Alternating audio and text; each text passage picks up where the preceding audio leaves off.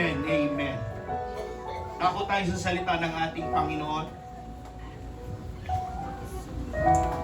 Dito po sa book ni Lucas, Saint Luke chapter 19, beginning from verse 41.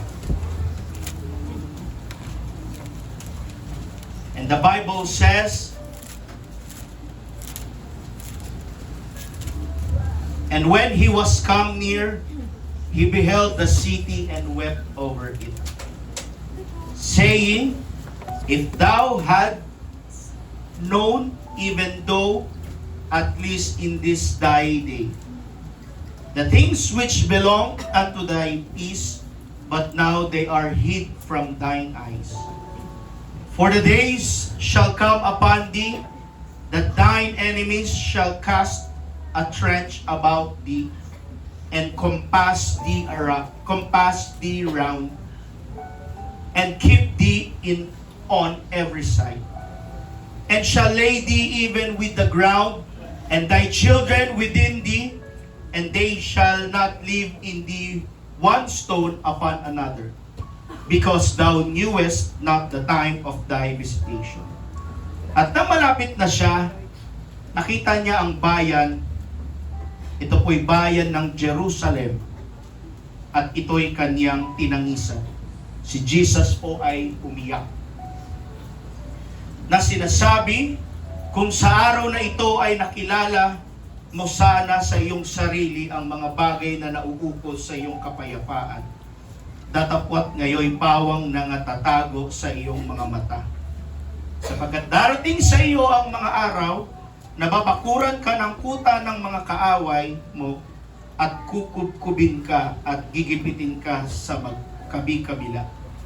At ilulugso ka sa lupa, at ang mga anak mo na nasa loob at sa iyo'y hindi sila mag-iiwan ng bato sa ibabaw ng kapwa bato, sapagkat hindi mo nakilala ang panahon ng sa iyo'y pagdalaw.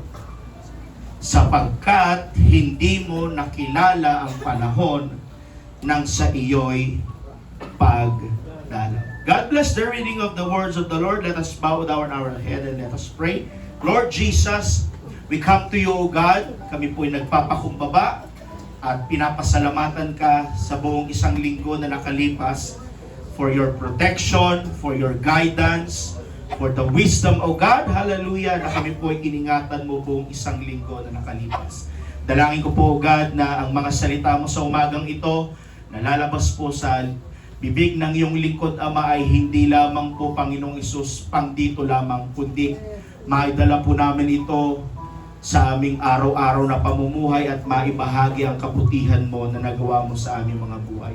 Help us, O God, to understand and to nourish your words, O God. Hallelujah, we can do nothing without you. Kausapin mo kami, Panginoong Hesus. Give us revelation, give us rima, O God, sa umagang ito. Hallelujah. Lord, we expect blessing, deliverance, anointing, wisdom, and power, O God, in the name of Jesus. Ano mang gawa ng kaaway, Panginoong Hesus, break every chain, break every stronghold. I-break mo, God, ang bawat kuta at yungib ng mga demonyo, Panginoong Hesus. Hallelujah, na nais na siyang humadlang sa malaya mong pagkilos sa umagang ito. In the name of Jesus, Lord, we plead into your blood, O God. In the name of Jesus, samahan niyo po ang gawain ito. Be with us this morning, O God. Hallelujah. Bless your words and bless your people. In the mighty name of Jesus Christ of Nazareth, we pray. Everybody shout amen. Amen. One more time, amen. Clap your hands to Jesus. Before you sit down, I will give this title of this preaching sermon that says, Don't miss your moment. Don't miss your moment. Sabihin mo sa katabi mo at kamayan mo siya, sabay kayong po, sabihin mo, Brad, kapatid, sis, huwag kang matutulog. Thank you, mga kapatid. Please be seated.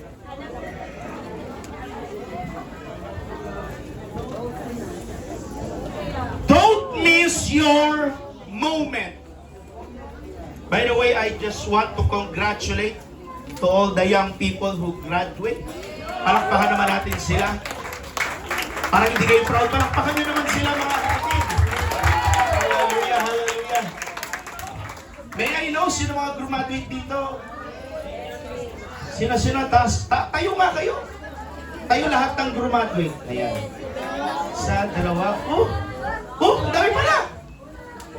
Sa lalaki, walang graduate. Si Cedric. Si Lawrence. Pagod?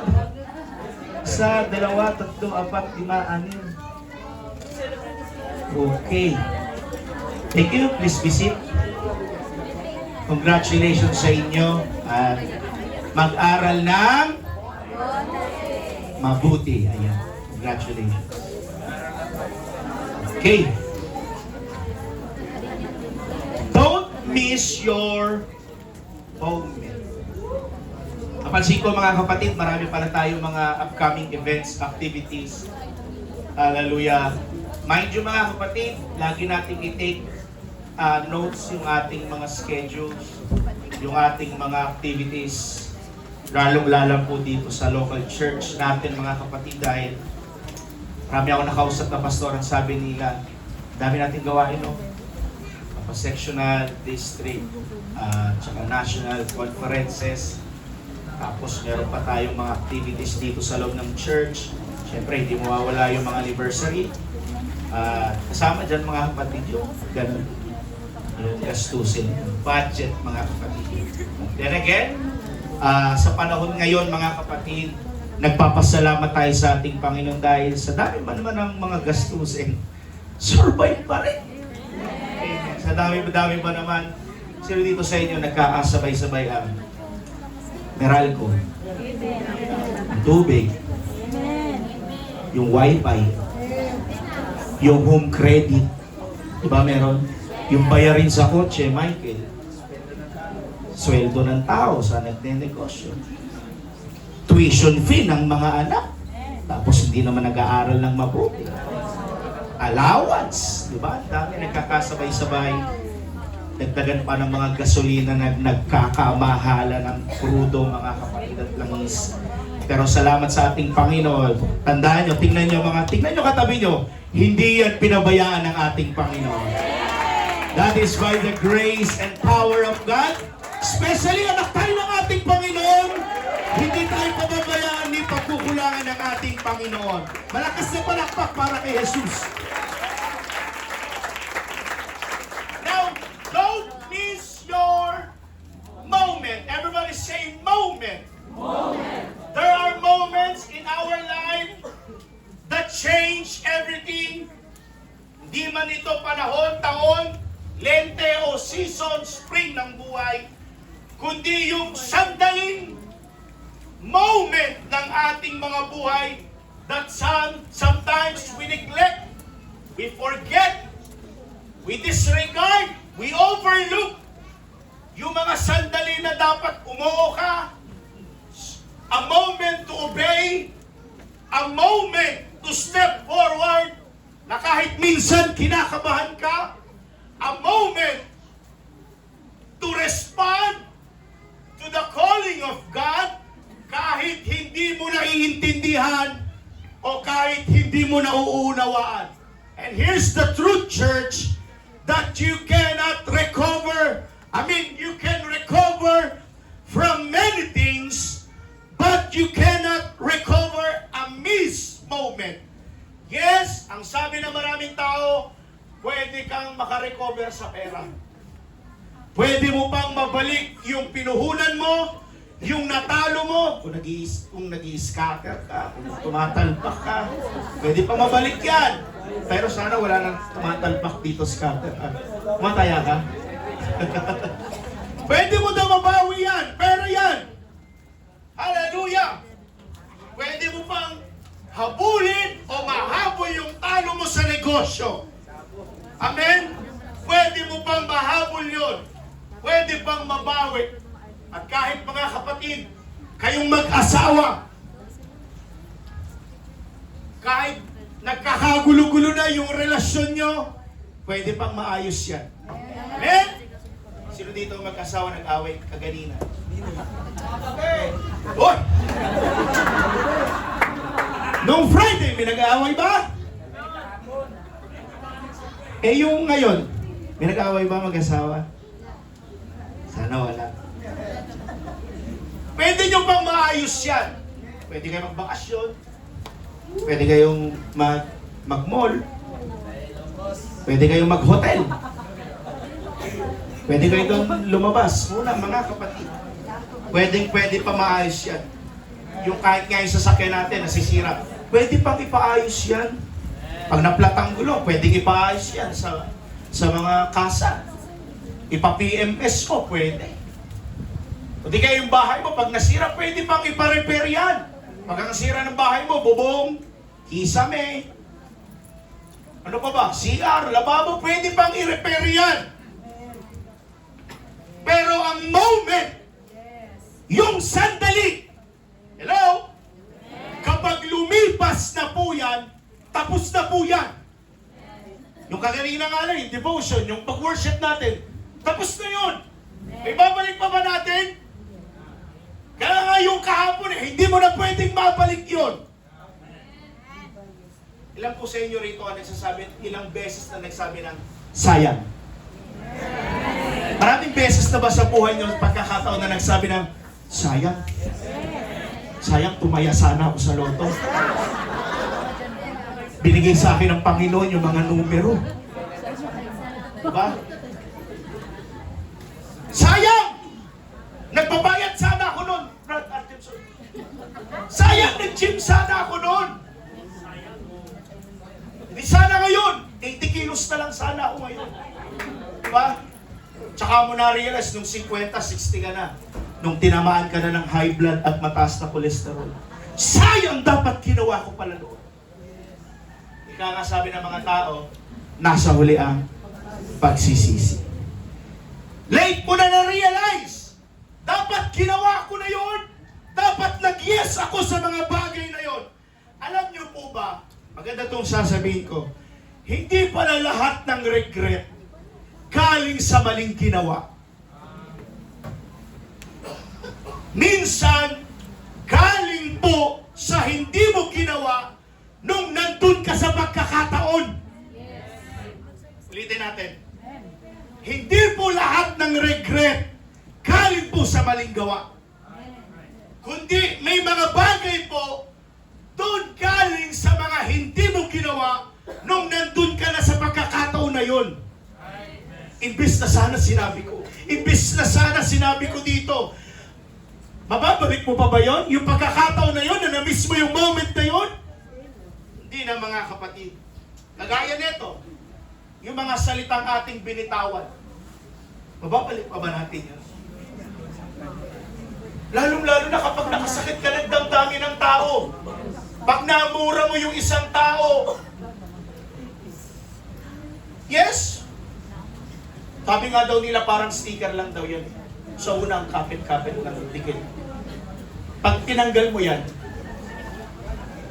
pag binalik mo, didikit pa rin yan, pero hindi na singkapit ng unang dikit. Yung tiwala, yung sakit na nadulot na, pinagbantangan mo ko, pinagrabya mo ko, nilamangan mo ako, pinagsamantalahan mo ko, minura mo ko. Hindi mo na mababalik yun. Nasabi mo na eh. Amen? Yung mga salitang nabitawan natin noon, hindi na natin mababalik yun. Ako at ikaw, tayong lahat. Lahat guilty doon, di ba? Tama po ba? Lalo na yung mga salita nakakasakit. Minsan itong bibig na ito, nakakasugat to eh. Itong dilang ito, mga kapatid, matalim ito eh. Sabi ni Apostle James, na itong dilang ito parang isang apoy na kaya makatupok at makasunog ng buong kagubatan. Sabi ni Ding Dong Dante sa Seven Sundays. Alam niyo yung movie na yun? Yes. Yung nag-away-away sila magkapatid. Si Ding Dong Dante, with a child. Nagkatrabaho, nagkapamilya na sila. Nag-away-away sila ng kuya niya. Yung kuya niya si Aga Mulak. Ang pangalan doon ay si Alan. Nag-sorry yung kuya niya, si Aga Mulak, si Alan. Sabi niya, Bray, pasensya na. Nagkasamaan tayo ng looban. Nagkasakitan tayo. Alam mo, sabi ni Ding Dong dati sa pelikula niya, hindi kasi dapat tayo nagsasalita pag galit. Minsan kung ano-ano lumalabas sa ating bibig. Which is leads into my mind, isipin natin, effective yun. Hindi tayo magsalita. Kesa kung ano lumalabas sa ating bibig, nakakasakit pa tayo ng damdamin.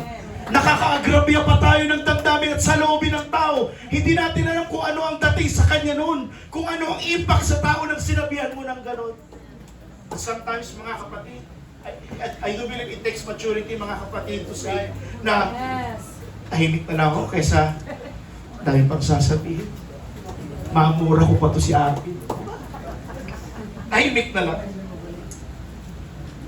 Now, you can recover from many things, but you cannot recover a missed moment. Kaya mga young people, may I remind you again, habang kayo ay nasa kalakasan pa, ibigay niyo po ang inyong kalakasan sa Panginoon. Itong paalalang ito, hindi lang dapat pasok sa kanang tenga at labas sa kaliwang tenga. Habang nasa inyo pa ang kalakasan, kayo dapat ang nakikita sa gawain. Kayo dapat ang tumatayo sa pulpito. Kayo dapat ang nagtuturo. Kayo dapat ang sumusuporta. Kayo dapat ang backbone ng church. Pero bakit parang minsan kayo pa mas busy kaysa sa amin? Amen. Kayo pa mismo ang abala ngayon kaysa sa amin.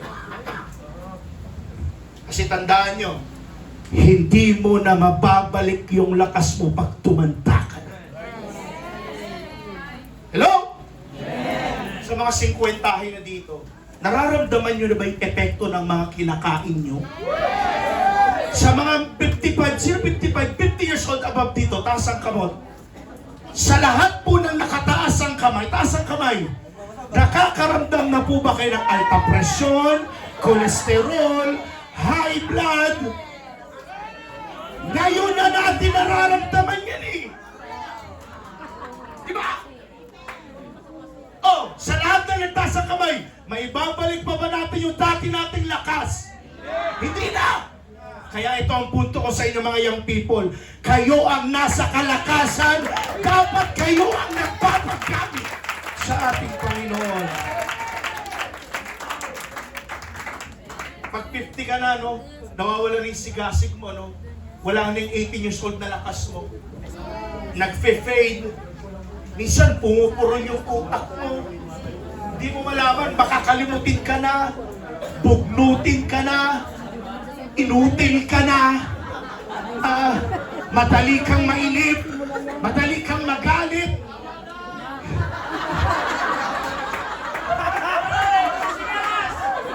Sakit ba? Who wants more? Diba? Mabilis ka nang magalit. Impatient ka na. Ang sakit na ng mga tuhod mo. Hinihingal ka na. Kapagkit, pastor. Lahat nga na nagkakaedad, sumigaw ng hallelujah. Hallelujah! Praise God, ang lakas. Oh, hallelujah. I love baby boomers. I love mga kapatid, tumatanda ng iglesyang ito, mga kapatid. And I hope sa lahat ng nagkakaedad at malapit ang pumanaw, maipasa natin ng maayos sa next generation. Hallelujah. Wala po itong samaan ng loob, mga kapatid, pero real talk lang tayo, darating tayo sa ganyan. Na darating ang araw, mamamatay tayo, manghihina tayo, manlulupaybay tayo. Pero yung faith natin, ang bukang bibig natin, pasasalamat sa ating Panginoon. Amen! Pag 50 ka na, pag 60 ka na, hindi na silakas ng 23 years old ka. Kung yung kalakasan mo, Jemson, nag-gym ka pa. Darating ang araw, mawawala yan eh. Darating ang araw, someday, somehow, God forbid, ma-hospital din tayo. At hindi natin mapipigilan ng mga bagay na yan. What I'm trying to point out, church, hallelujah, young people, ipagamit natin ang ating buong lakas sa gawain ng ating Panginoon. Hindi ba kayo, young people, hindi ba kayo nagkakaroon ng, let me just put a konting conscience sa inyong mga puso, sa inyong kaisipan? Hindi ba kayo nakokonsensya na dapat ako yung nandyan? Ako dapat yung tumatayo dyan eh. Ako dapat yung nagbabackup eh. And tanong, bakit nga ba hindi ikaw? Something's wrong somewhere. Kung ang tagal mo na sa Panginoon, Holy Ghost filled ka. Hindi ka pa, wala ka pang ministry sa church na ito. Ano problema? Ikaw ang problema. Hindi si pastor, hindi ang church ang may problema. Ikaw ang may problema spiritually. Kaya pa? Kaya pa? Kakabless si Michael last Sunday. Wow. Actually, nakuha ko na yung punto na yun eh. It's about faith. Tinuturo niya, it's about faith eh. Akala ko, kunin ng mga pinatayo natin, yung zero. Walang kumuha, sayang. Paano kung ginawa yun? Galing sa'yo si Nini.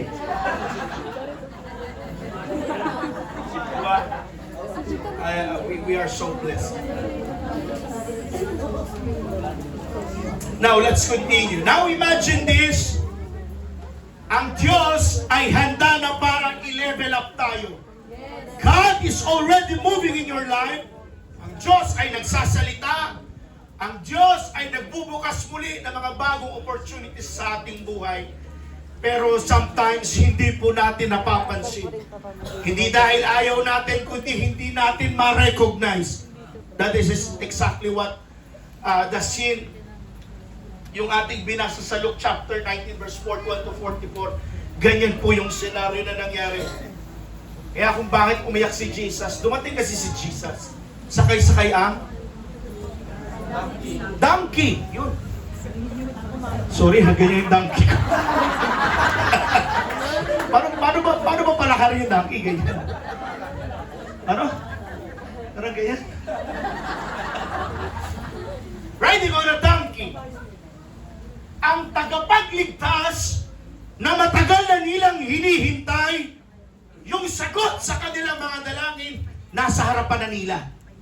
Jesus was approaching, entering into the city of Jerusalem. And yet, they missed it. Na-miss nila po yun. At ang masakit, umiyak si Jesus. Bakit? Ang tagal-tagal niyong hinintay ito.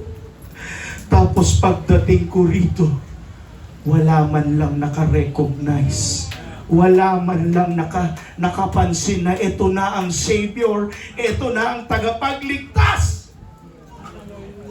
Hindi dahil nalulungkot o nanghihina ang Panginoon, kundi dahil may mga taong na-miss yung moment nila. Ipaliwanag po natin. Balikan lang natin ang history. And let's see kung kaano po katagal naghintay ang mga tao sa kanila pong Messiah. Gaano ba katagal naghintay ang mga tao sa Messiah? Technically, the answer is 1,000 years na paghihintay ng mga tao. Ugatin po natin. Sa Book of Genesis chapter 3 verse 15, nandyan ba? Maglalagay ako sa iyo at sa babae ng pagkapuot sa isa't isa. Sa ibang version, mag-aaway kayo, Eva at Adan. Kaya totoo talaga, no? Mga mag-asawa, mag-aaway talaga kayo biblically. At sa iyong binhi, at sa kanyang binhi, ito ang dudurog ng iyong ulo at ikaw ang dudurog ng kanyang sakong. Yung pinopoint po, mga kapatid, ng verse na yan, yung binhi po, yan po yung tinutukoy dyan, yung pangako ng Diyos na may darating po na tagapagligtas. So from that point pa lang, naghihintay na po ang buong humanity sa pagbabalik o pagdating po ng tagapagligtas. Pangalawa, lumalim po yan mga kapatid sa panahon ni Abraham. Genesis chapter 12, nandyan ba? At pagpapalain ko ang mga magpapala sa iyo at susumpain ko ang mga susumpa sa iyo. At pagpapalain sa iyo ang lahat ng angkan sa lupa.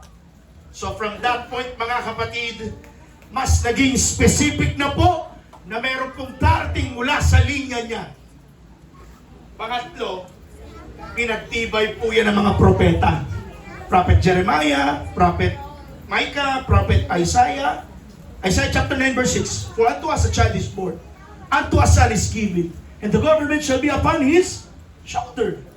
Pinagtibay po ng mga propeta yan, mga kapatid. So by this time, malinaw na po na meron pong ipapanganak na lalaki. Malinaw na mga kapatid, yung paghihintay na may darating pong Misaya. Pang-apat, nagkaroon po ng 400 years silence after the book of Malachi. 400 years silence. Walang prophet, walang bagong salita, walang rima, walang pangungusap galing sa Panginoon. Imagine that, mga kapatid. 400 years sila naghihintay na para bang tahimik ang langit, na para tahimik ang kapaligiran, at walang pangungusap ang Panginoon. Kaniya po katagal silang naghihintay.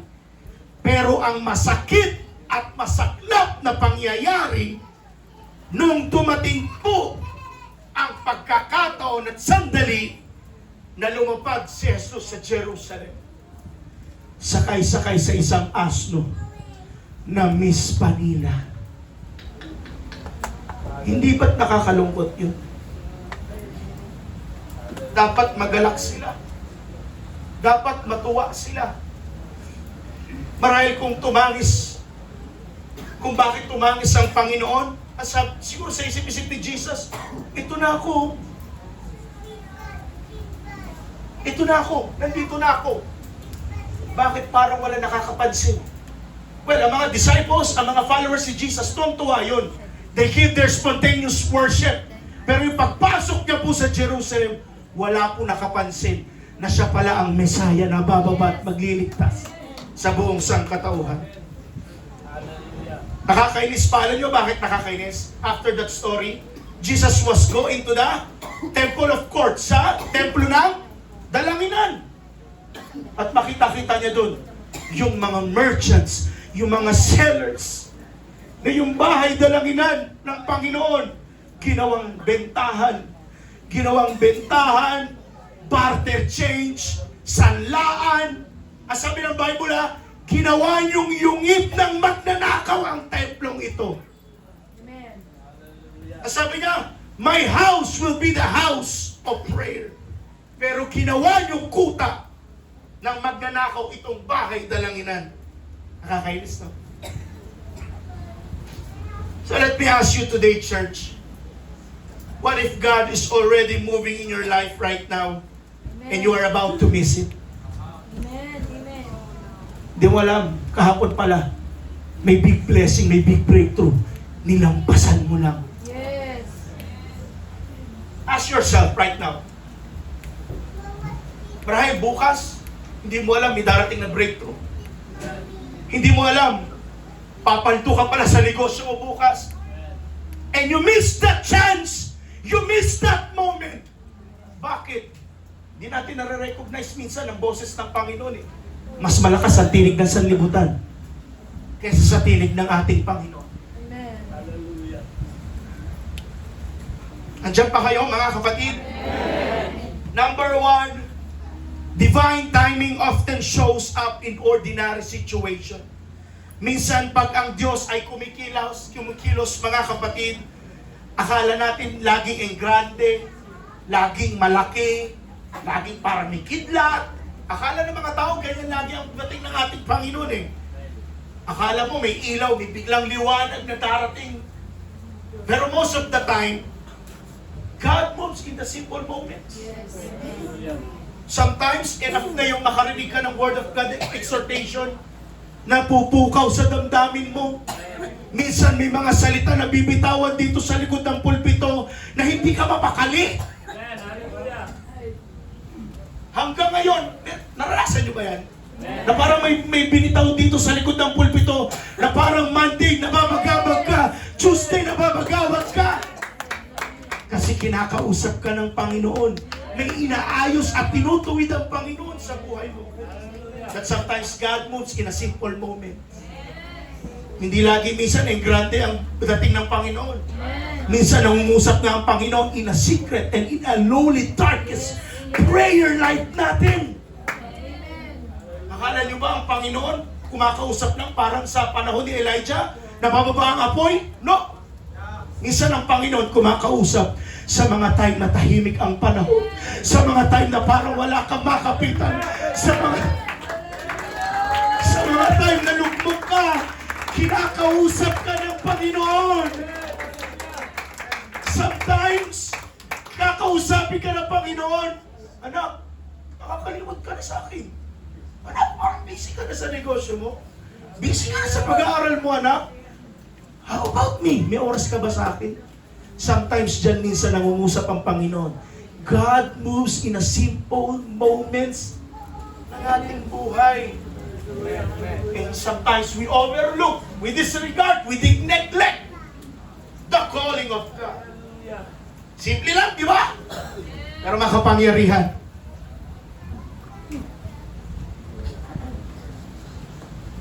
Yan, minsan simple, hindi na natin pinapansin.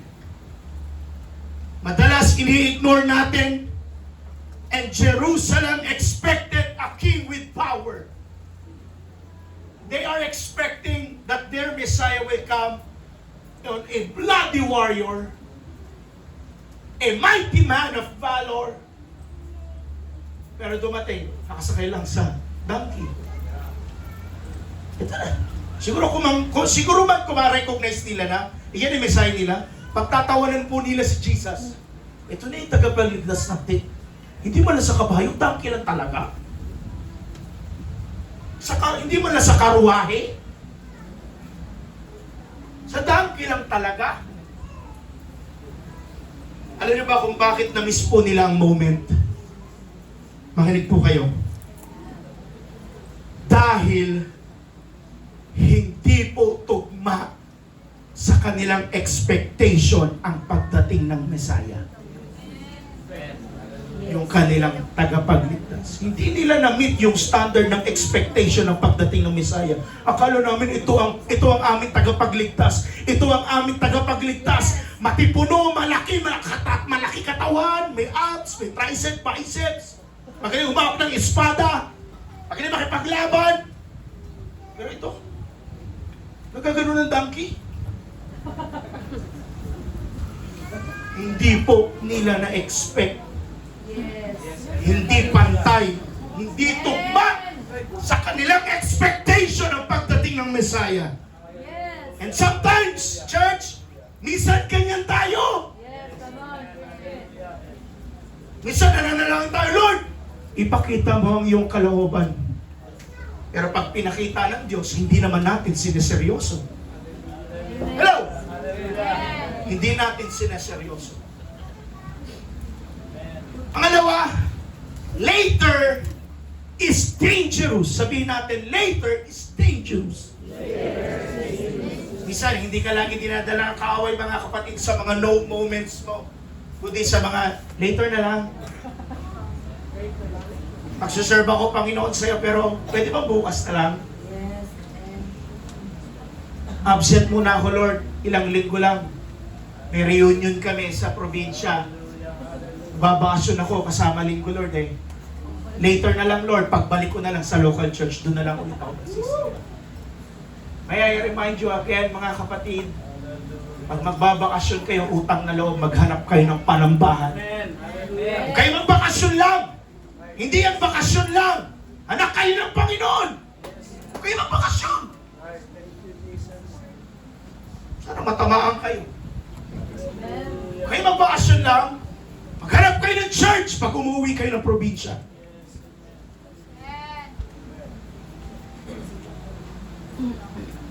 Sounds harmless. Magpe-pray, pero mamaya lang. Harmless eh. Pero listen, delayed obedience is still disobedience. Kapag sinasabi ng Panginoon sa atin, ngayon mo na gawin yan, anak. Pero ikaw, sagot mo, mamaya na, teka lang. Teka lang, Lord. Busy pa ako. Alam niyo po ang mangyayari? Hindi tayo na-align sa timing ng Panginoon. Kaya yung magandang perfect and yung perfect will ng Panginoon, hindi accurate sa atin. Bakit? Puro tayo teka. Puro tayo tangge. Puro tayo wait. Kahit tama yung ginagawa, pero kung mali yung timing, you can still miss the moment. Di ba sa business, ganun din. Ganda ng mindset mo, tatayo kong business. Di ba, business mo, tatayo kong karinderya. Pero wala ka pang pera. Magtatayo ka ng business. Pero wala ka pang puhunan. Wala kang preparation. Wala kang tamang knowledge dun sa gagawin mong business. Tama yung vision mo, pero mali yung timing. Ang nangyayari, nalulugi. Kasi mali ang timing. Anong resulta? Lugi. Kaya ang ending, sarado. Kaya kapag sinabi ng Panginoon sa atin, anak, ngayon na, dapat ang sagot natin, yes, Lord. Hindi yung mamaya na. Ng mga magulang dito, may anak pa kayo na laging, ma, teka lang, wait lang. Makita mo nga i-France yung picture. May picture ba dyan? Later na lang, ma. Tapusin ko lang to. Tapusin ko lang to. Roblox pa. Saglit lang to. Level 10 na ako. Later na lang, ma. Diba, utos ng nanay mo sa'yo. Macho, sahin ka na dun. Teka lang, ma. May assignment. Kahit wala namang assignment. Diba? Mga palusot na mga young people ngayon eh. Anak, bili ka muna doon. Magigisa ako. Later na lang, ma. Tapusin ko lang to. Papalevel lang ako. Hanggang ikaw magulang, ikaw nagagawa, no? Inutos mo. Ayaw ng Panginoon na puro tayo later, teka lang, mamaya lang. Kung ayaw nga ng Panginoon, lalo mga magulang mo, ayaw rin. Di ba? Pangatlo, distraction is silently stealing your moment. Aminin natin, sobrang distracted po ng generation ngayon. Makikiraan lang ulit ako. Lagi tayo may hawak ng cellphone. Yo! Lagi tayo nakascroll sa Facebook. At least 1 hour scrolling. Pero 10 minutong panalangin. Tagal. Pero 1 hour scrolling, kakapanood ng mga memes, kakapanood ng mga short videos, short reels, short live. Hello? Ang tagal na, hindi nauubos, hindi nakakapagod, hindi inaantok sa gabi. Pero pag prayer time, mga kapatid, sige, lumuhod na tayo, magharap tayo ng mga lugar para manalangin. Minsan tinitignan mo, tapos na ba yung katabi ko? Bayo na ba? Ba't nakaluhod pa rin? 5 minutes pa lang yan, ha? Pero parang gusto mong aware ka na sa kapaligiran mo, baka ako na lang ang nakaluhod. Tatawa kayo. Pero minsan sumagi ba sa inyo yung ganyan? Tagal natin gumamit ng mga gadgets, technologies, pero prayer time. Yung standard nga ng Panginoon, nung lang siya Gethsemane, at least 1 hour prayer time. Pero minsan ang prayer time natin, 2 minutes, 3 minutes. Ano snack natin sa overnight? My goodness, may gulay. Kakarnalan yan!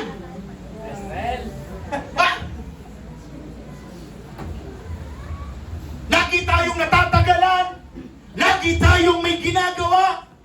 Pero yung tanong, kailan ka huling nakinig sa pangungusap ng Panginoon? While you are scrolling, while you are using your gadgets, God might be speaking. God might be calling you. While you are busy, while you are entertained, you might be missing something eternal. Yung Jerusalem, sobrang busy po.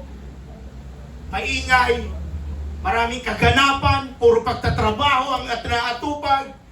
Pero sa gitna po ng ingay na ginagawa ng Jerusalem, hindi nila narinig si Jesus, nandiyan na pala.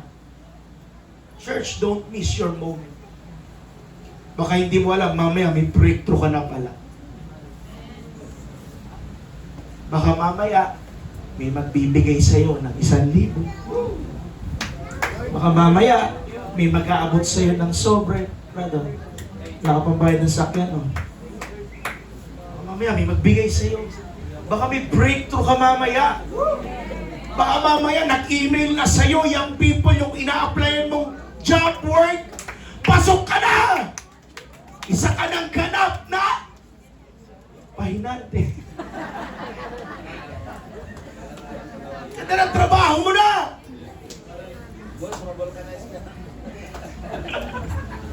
Hallelujah! Number 4, everybody shout, clap your hands. Gising na gising kayo ba?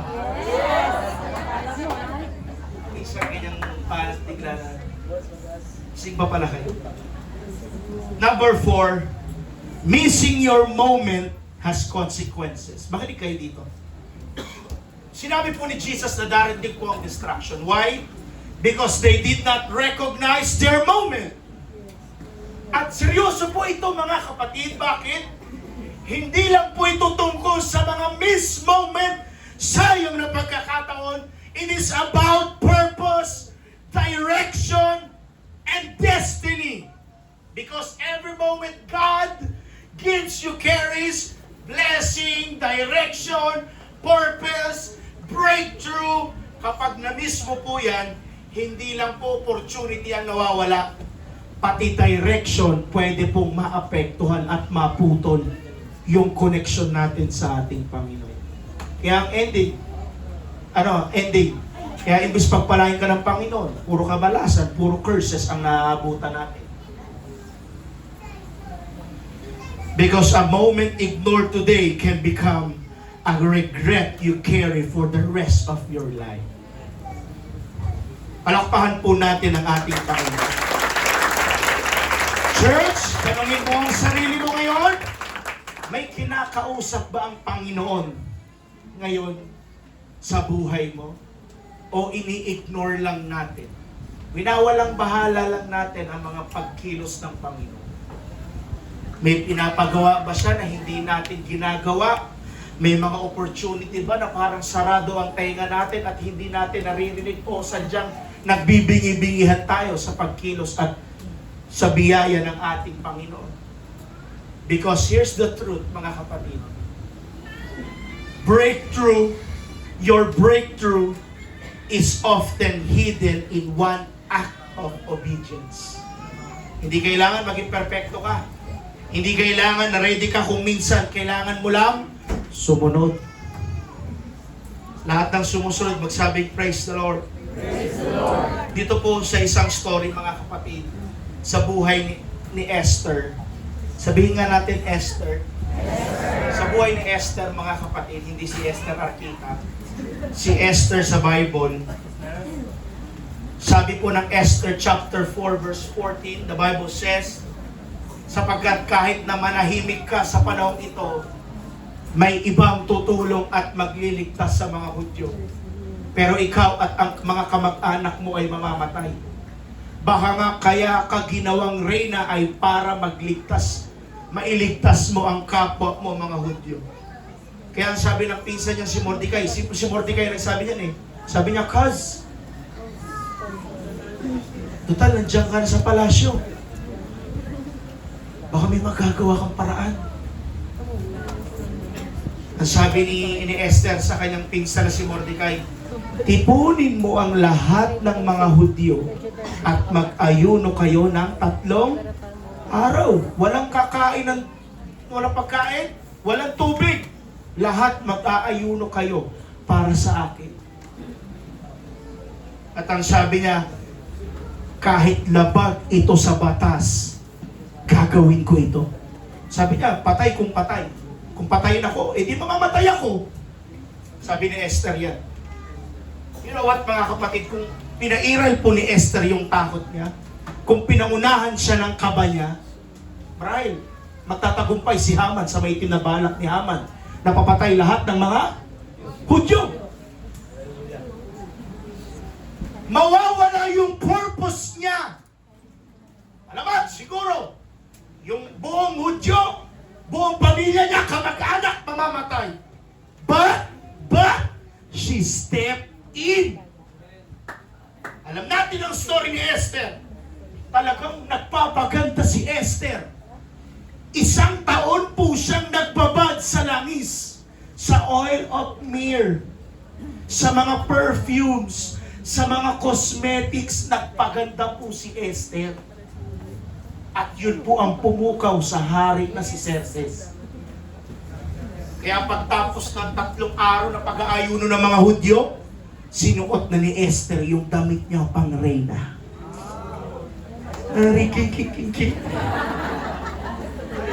Sinayawan si Haring Xerxes.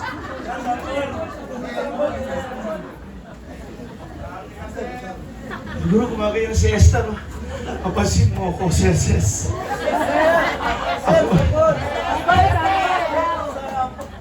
Huwag yung papasukin yung lumalan tayo. Sumasayo na si Esther, mga kapatid. Higiling-giling. Higiling-giling mo.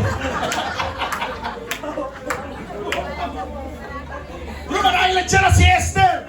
Nandiyan na siya sa palasyo.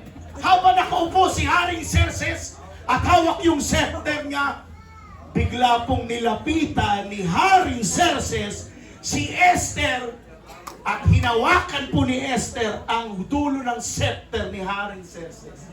At ito ang pinakamagandang favor ng Panginoon kay Esther. Ano yung ginawa ng Haring Xerxes? Esther, what do you want? At sabi ng hari, Esther, ganda mo.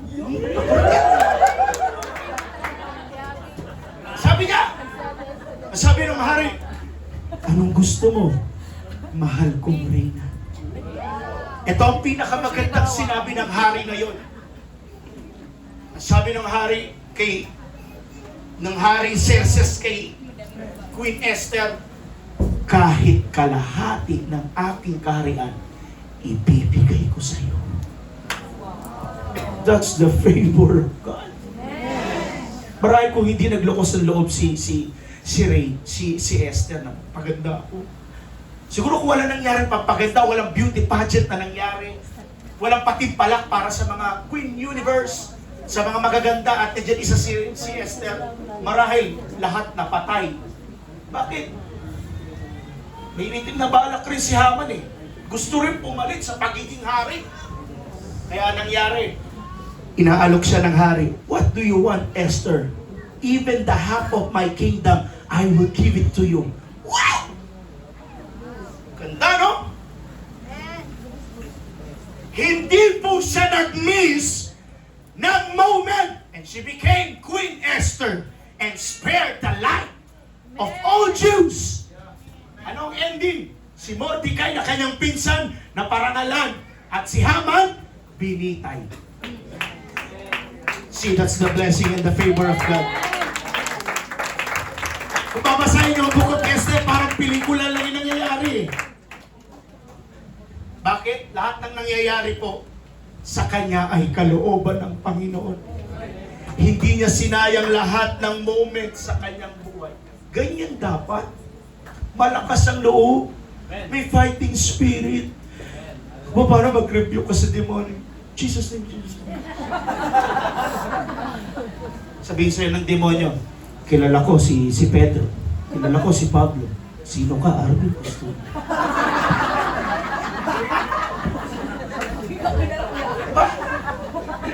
Minsan, lakasan natin yung faith natin eh. Kahit ang pamatay ng Panginoon, even in a grain of mustard seed, magkaroon ka na ng ganun kapananampalataya, you will move this mountain. Ibig sabihin, that sometimes wala tayong faith. Humihina pananampalataya natin, mas maliit pa sa gamunggong mustasa pananampalataya natin. Come on mga kapatid, let's exercise our faith. Let us exercise the God-given talents. Kung may talent kang kumanta, Michael, ipagalit sa Panginoon. Kakanta ka ba mamaya? Please lang, huwag. Diba? Kung may talent ka, magwalis, magkumpuni, magkarpintero, mag-growth sa CR, mag-map, magwalis, humawak ng walis, magamit mo sa Panginoon yan. Kung palangiti ka, baka pwede ka sa usher. Kung wala kang talent sa pagkanta, baka okay, Lord, mabait siya. Pero lang huwag lang natin ma-miss yung mga moment ng Panginoon. At pinakausap na pala ako ng Panginoon, hindi lang natin minsan nare-recognize. Kaya dapat alisto tayo. Kasi minsan ang diablo, ginanakaw yung atensyon natin eh. Ginanakaw yung mga sandali. May blessing ka bukas ha, dineclare mo ha. Sige, kukontrahin ko yan. Minsan, ganyan ang diablo eh. Hindi niya malaman until you say it. Kaya dapat binabaka pa natin ang prayer, lahat ng sinasambit natin sa panalangin. Everybody say amen. Amen. Kilala niyo ito? Pakita mo, Franz. Kilala niyo yan? Si Eutychus. Bihira niyo lang mapakinggan, no? Si Eutychus, mababa siya sa Acts chapter 20. You can read. Ang story niya nasa Acts chapter 20 verse 9 to 12. Habang nangangaral si Pablo ng salita ng Panginoon. Mahaba ng pangangaral ni Pablo eh. Parang pangangaral ni Pastor Judah, tagal. Nakasandal po siya sa bintana, yung unang picture. Nakasandal po siya sa bintana. At ang masakit, nakatulog siya. Imagine niyo ha, nasa gawain siya. May word of God. May fellowship. Sumandal sa bintana eh. Ganyan ha. Tagal ng preaching ni Pastor Judah. Hindi niya namamalayan. Nakaidlip siya. At nahulog po siya sa 3rd floor. Yang ending, nakatulog siya. At ang masakit, yung nahulog siya sa 3rd floor pa. Ikatlong palapag, basahin niyo yan. Kaya nangyari, pagkadating doon sa baba, binuhat siya, patay na. Minsan ganyan tayo eh. Aminin nyo, nakakatulog tayo minsan. Yes! Wala nag-yes! Yes! Minsan, present ka sa church, pero absent yung attention mo. Nasa ibang bagay yung attention mo. Present ka sa church, nakaupo ka dyan, walang mintis. Pinapainit mo na nga yung upuan mo, pero yung attention, yung isip mo, wala sa salita ng Panginoon. Para kang si Eutychus. Sabi mo sa katabi mo, si Eutychus ka ba? Hindi po.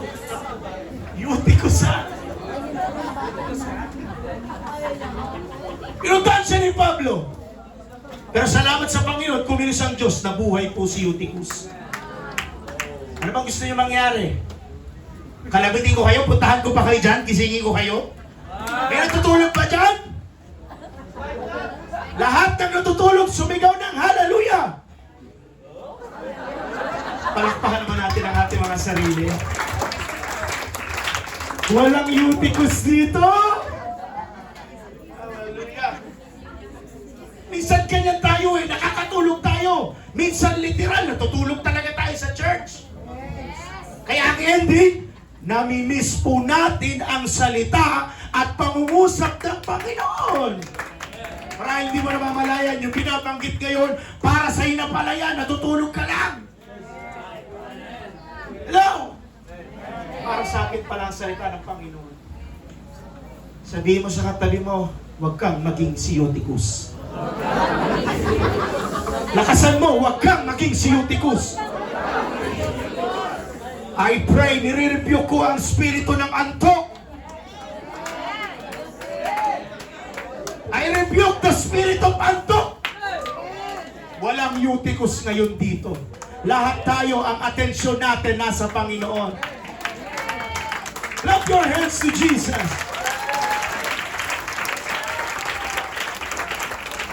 Last story in Matthew chapter 25, the 10 virgins. The 5 wise virgins and the 5 foolish virgins. The 5 prepared and the 5 unprepared. Lahat sila may lamp sa umpisa, pero hindi lahat prepared. Parating na ang bridegroom, which is, and we will relate it, Jesus na yun. Si Jesus na paparating na si Jesus. Nung dumating ang moment, yung 5 lang ang ready at nakapasok. Samantalang yung iba, sabi pa nila, uy, sharean nyo naman kami ng mga ilaw, lasa lang para na, hindi mo pwede maubusan ako. Ikaw, kung gano'n ba, i-share mo? Hindi! Sa akin to! Baka pag hinati ko pa to, kalahating blessing lang ako. Sinabihan tayo, maghanda tayo eh. Kumpleto yung instruction ng Panginoon. Tapos ngayong gipitan na, makikihati ka sa akin. Hello! The 5 virgins nakapasok kasama ang bridegroom, but the 5 foolish virgins na unprepared, na-miss po nila yung moment. Bakit? Nakakatulog sila eh, sa kakahintay. Nung tumating na ang bridegroom, dyan na, nagpanik na lahat. Sama na kami, pengi kami. Sabi ng ibang mga 5 virgins na wise, doon, may nagbibenta doon. Bili kayo ron. Pagkabalik nila doon, bumili sila at meron sila lang para pagbalik nila, sarado na ang pintuan. Dumating na, na-miss nila ang bridegroom. Kayo ba mga kapatid, payag ba tayo na ma-miss natin ang moment? Yung one click, one snap, one twinkling of an eye na pagbabalik ng Panginoon? I hope I make sense right now. Na yung rapture na matagal na nating hinihintay, makasama tayo. How many years you are still waiting? Sino matagal na dito? 20 years mahigit na naglilikod sa Panginoon. And I am still waiting, Lord, for your coming. I am patiently waiting, Lord, sa iyong pagbabalik. Hindi ba kayo na-aware sa panahon ngayon? Patindi ng patindi ang mga gera. Patindi ng patindi ang mga lindol na kaganapan sa buong mundo. And that is the signs of the end times. Malapit nang babalik ang Panginoon. Ngayon pa ba tayo magluluwag ng sinturon? Dapat ngayon mahigpit na tayo. Dapat nga ngayon yung mga pangangaral dito, kahit anong sabihin ng ministro, pastor eh, hindi na tayo nasasaktan. Minsan kasi offended pa tayo sa pangangaral eh. Minsan discouraged pa tayo sa nangangaral sa pulpito. Bakit? Natatamaan yung ego mo, yung pride mo, yung sarili mo natatamaan. Hindi kasi angkop sa panlasa mo yung sinasabi ng nagsasalita sa unahan. Kaya minsan namimiss po natin yung mga moments na pagkilos ng Panginoon sa ating mga buhay. Ayoko maiwan sa pagbabalik ng Panginoon. Ayoko. Isa lang tayo ng gusto. Hangarin. Lahat tayo hindi maiwan sa pagbabalik ng Panginoon.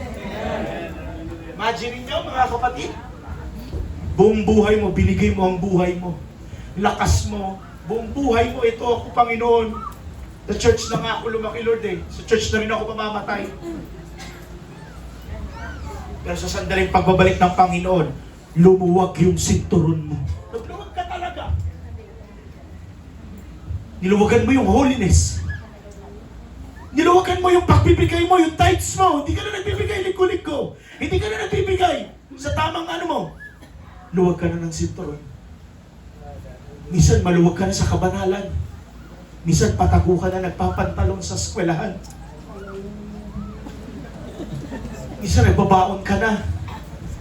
Minsan pakunti-kunti mong tinitrim yung buhok mo. Hello, mga nanay, mga young people, girls. Dapat wala nang natitiso dito sa pangangaral na to. Kunting lumuluwag na tayo. Umisan, pinalandakan na talaga natin. Wala na, wala. Ngayon pa ba tayo magluluwag? Ngayon pa dapat ba tayo magluluwag? Dapat ngayon nga yung sikipan eh. Dapat nga ngayon yung mga matitibay na pangangaral eh. Hindi na muna ako magpupuri. Tisod ako kay Jefferson Argao. Ayoko. Hindi talaga, ayoko magtaas ng kamay, ayoko. Pag nakikita ko siya nakataas ng kamay, nandidiri ako. Offended ako sa pastor. Offended ako sa music. Hindi ako ginawang backup. Ganda-ganda na ang boses ko, hoy, para sabi ko sa'yo, para sa kaalaman mo, it's not about the tune of your voice. Ang hinahanap ng Panginoon dito, tonadong puso. Kaya may pag-asa, Michael. Huwag mo lang lakasan ang boses mo. Mga tatay, I am so proud sa darating na conference po namin. Song leader namin kaling rito. Yung mga backup singers natin, Brother Alvin Custodio. Si Michael. Wala, umuwi ka na.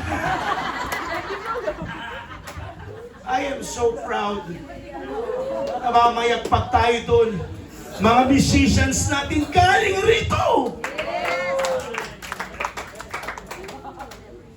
Pag out of tune na, halimbawa sir, pag out of tune ka na, isang click lang naman to, off mo na lang yung mic. Diba? Talento natin, ipagamit natin sa Panginoon. Alam niyo mga kapatid, nung binigay sa akin yung topic para sa youth camp, ang ganda nung inaral ko mga kapatid, it is about involvement sa gawain ng Panginoon. Kaya kayo mga young people, mag-ready kayo ron. Papanatan ko kayo ron. Kayo magiging halimbawa at example ko ron ha. Mangangaral tayo doon ng buong tapang. Ako mga kapatid, ang prinsipyo ko po, my faith stand para pa sa ganito ha. Pag yung talento mo, sa Panginoon lang dapat ginagamit yan.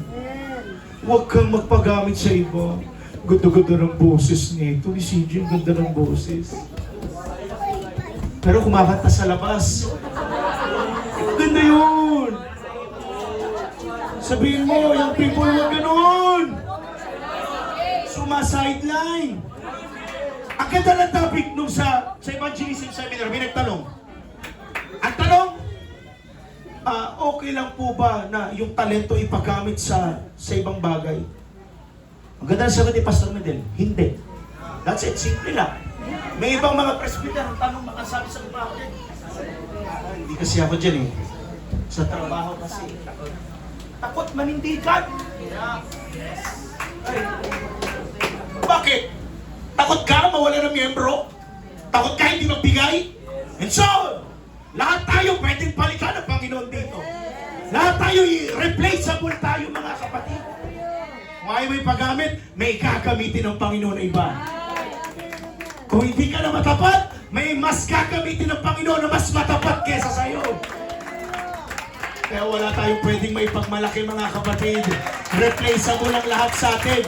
Young people, kung ginagamit ka dito sa likod ng pulpito, hindi habang buhay, permanente nandyan ka. May mga uusmong na bagong gagamitin ng Panginoon. Kaya dapat tayo mga kapatid, yung talent lang natin. Sa Panginoon lang yan. Dapat ang unang magbebenepisyo po dyan ay ang simbahan, ang church, ang gawain ng Panginoon. Hindi kung kani-kanino man. Nagkakaintindihan po ba tayo mga kapatid? Nagkakaintindihan po ba tayo? Malapit na po ako matapos mga kapatid. I think sa oras may hit na ako.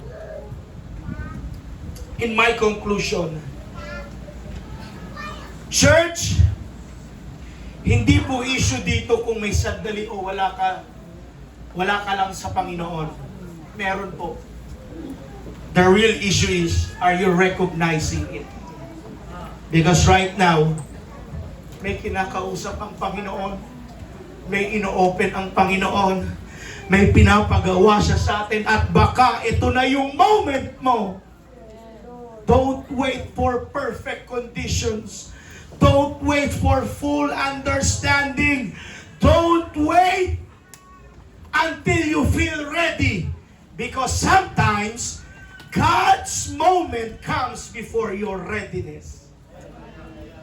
It is my final call. Shall we all stand, church?